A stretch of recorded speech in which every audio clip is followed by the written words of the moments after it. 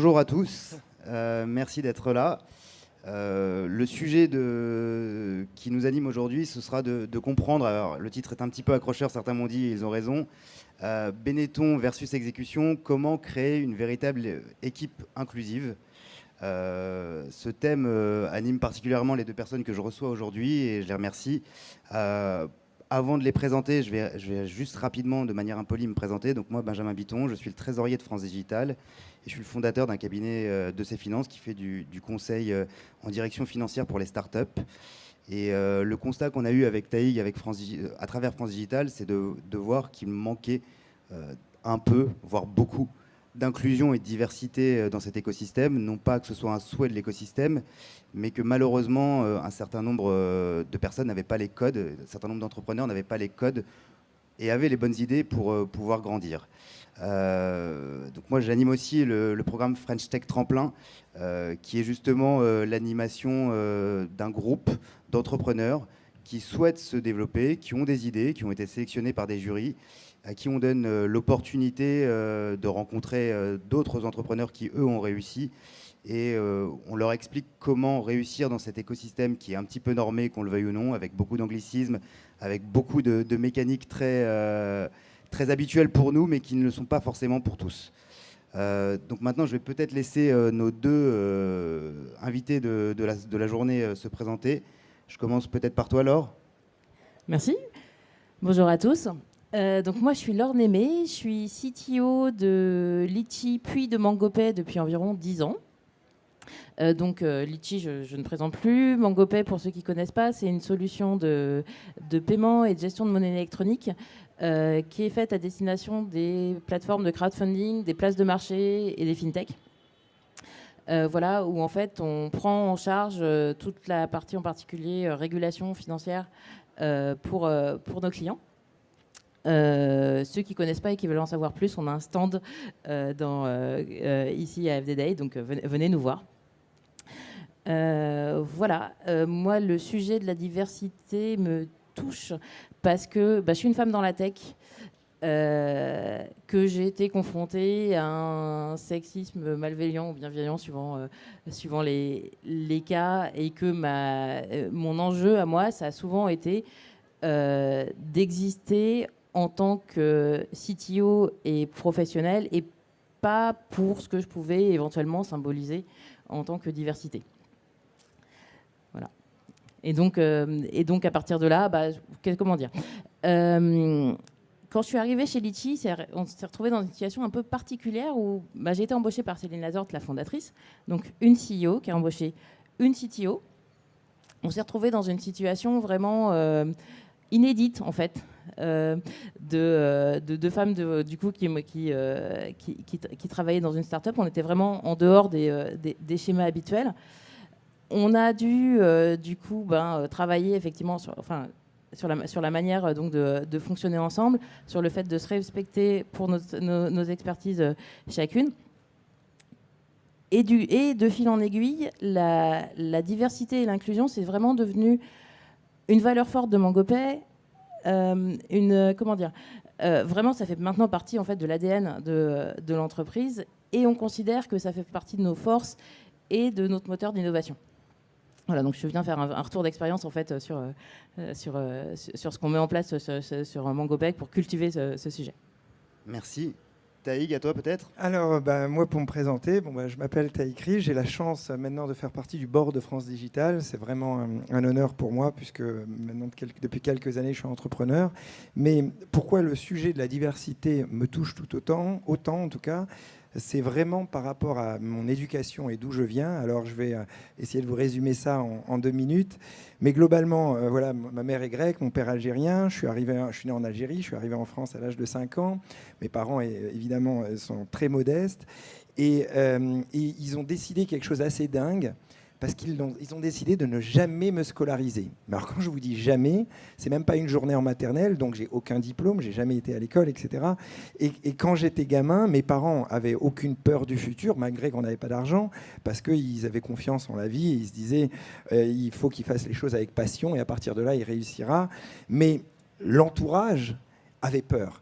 Et l'entourage, j'entendais toujours ce mot qui revenait quand j'étais gamin, d'amis qui disaient à mes parents, vos enfants, parce que mon frère aussi n'a pas été à l'école, vont finir balayeurs de rue, quoi. Et donc, j'ai grandi avec ça, mais moi, j'avais aucune peur du futur, puisque j'étais passionné. J'ai eu la chance de devenir sportif et de faire ce saut de la Tour Eiffel que vous avez pu voir, et donc aller au bout de mes rêves là-dessus. Mais à nouveau, j'étais estampillé, en quelque sorte, avec un cachet de sportif. Et à 6 ans en arrière, quand je me suis cassé la jambe une fois de plus, et que j'ai été sur ce lit d'hôpital, je me suis dit, pourquoi rester dans ma zone de confort et refaire du sport? Je vais essayer d'aller dans un univers complètement différent, essayer de me lancer dans le monde des télécoms. Alors oui, je suis tout seul, je suis sur lit d'hôpital, j'ai pas d'argent de côté, j'ai jamais fait d'études, j'y connais rien dans les télécoms, mais j'ai des idées et cet espoir de créer quelque chose dans les télécoms et même un opérateur mobile mondial. Et c'est là que j'ai vu que finalement l'industrie m'avait tellement mis une étiquette, même si j'étais connu en quelque sorte en tant que sportif, on me refermait carrément la porte en tant qu'entrepreneur, et encore plus en tant qu'entrepreneur dans un milieu qui n'avait rien à voir avec mon milieu d'origine. Et le fait de ne pas avoir fait d'études, etc., tout ça, c'était un frein. Et donc au début, je ne pouvais pas lever des fonds avec des fonds traditionnels. Et avec de la passion, de l'enthousiasme et des idées, on arrive à soulever des montagnes. C'est ce que j'ai fait. Pour arriver à créer ma boîte, j'ai convaincu 130 personnes qui m'ont donné chacun un peu d'argent pendant 4 ans. Comme ça, j'ai rassemblé 10 millions d'euros et j'ai créé finalement une boîte qui commence à tourner. Et 4 ans après, les fonds ont rajouté 10 millions d'euros de plus, 10 fois plus cher que ce que j'avais globalement proposé 4 ans après. Et maintenant, si on fait le bilan, donc j'ai créé cette société qui s'appelle On-Off. On fait à peu près 10 millions de CA par an. On est 65. On a créé donc on est un opérateur dans plein de pays. J'ai inventé plein de brevets dans les télécoms parce que je suis devenu incollable dans les télécoms. Et donc, tout ça, ça a été des barrières finalement que j'ai réussi à soulever, mais pas tout seul. J'ai surtout réussi à soulever ces barrières parce qu'à chaque fois que je ne savais pas, j'appelais des copains ou je demandais à droite à gauche à des personnes qui, eux, savaient comment lever des fonds, comment créer son dossier, comment trouver son idée, comment gérer son pack d'actionnaires, comment créer son board, etc. Des milliers d'idées que tous les entrepreneurs ont besoin. Et finalement, le message que j'essaye de porter et l'idée que j'ai ici à France Digital, c'est de me dire, le nerf de la guerre, c'est vraiment malheureusement la connaissance. C'est que moi, je n'avais pas les codes. J'ai jamais eu aucun code puisque je viens d'un milieu où on m'a donné aucun code. Et il a fallu petit à petit qu'on m'apprenne les codes ou que je les apprenne en demandant à droite, à gauche. Et je vois que beaucoup de jeunes ou moins jeunes, filles ou garçons évidemment, ont des superbes idées de start-up et des trucs incroyables, mais ils n'ont simplement pas les codes de cette petite industrie parisienne, en quelque sorte, du monde de la tech. Et donc, je me suis dit, au lieu de... Bien sûr, je suis hyper content de participer au programme Tremplin et pouvoir aider à tous ces jeunes start-upers et entrepreneurs, de leur donner les codes, etc. Mais j'ai envie d'aller plus loin. Et donc, l'idée que je suis en train de porter ici à France Digital, c'est de donner la parole à tous les entrepreneurs, étrangers, français, de province, de Paris, de vraiment tout le monde, de donner des conseils sur chacun des éléments.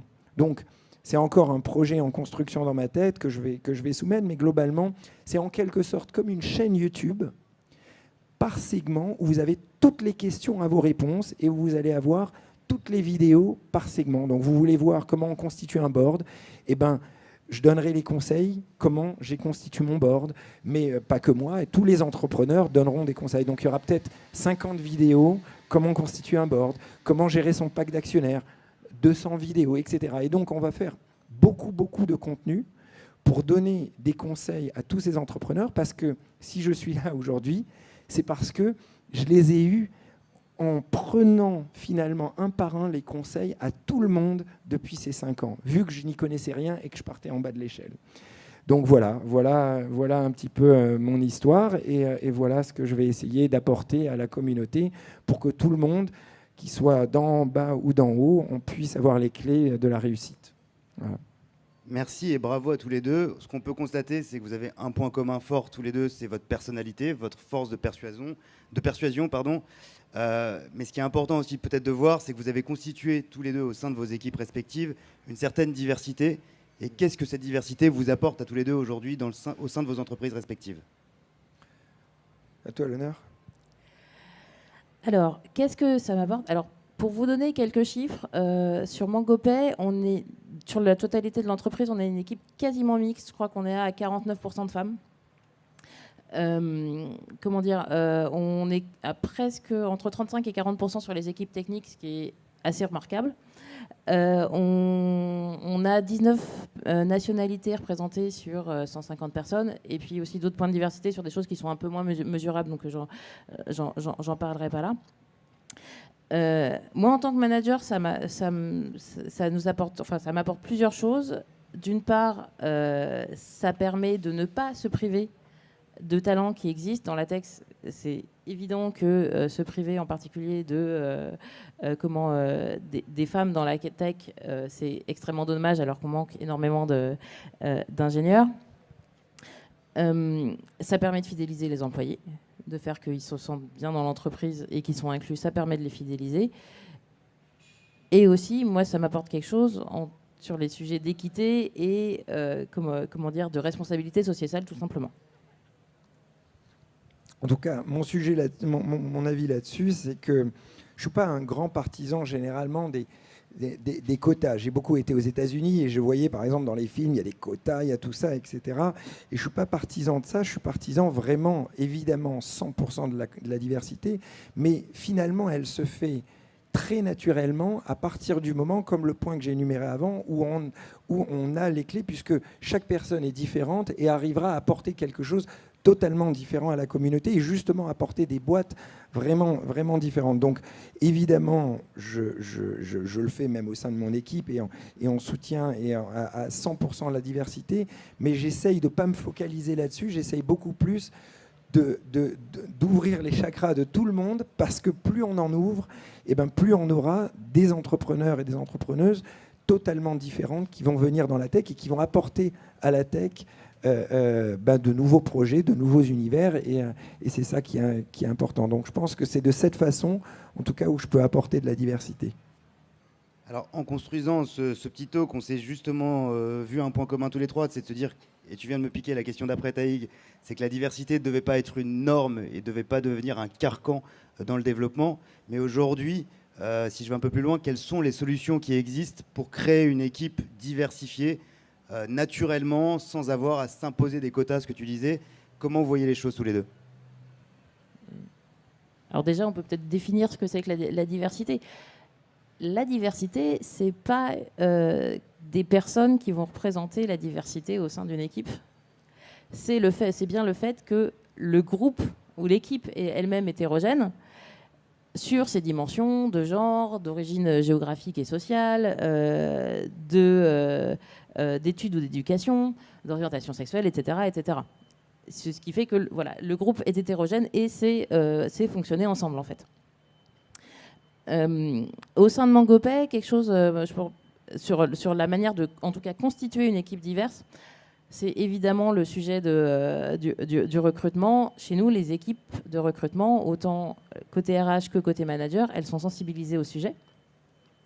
Et donc, c'est tout un ensemble de choses mises en place sur le recrutement. Donc déjà, ça part de l'offre d'emploi. Les offres d'emploi, on les fait en écriture inclusive. On fait attention au vocabulaire qu'on met dedans. On enlève les prérequis de diplôme. On ne met pas de prérequis de diplôme dans nos offres d'emploi volontairement, parce que du coup, on veut valoriser l'expérience des gens et pas une certaine formation initiale.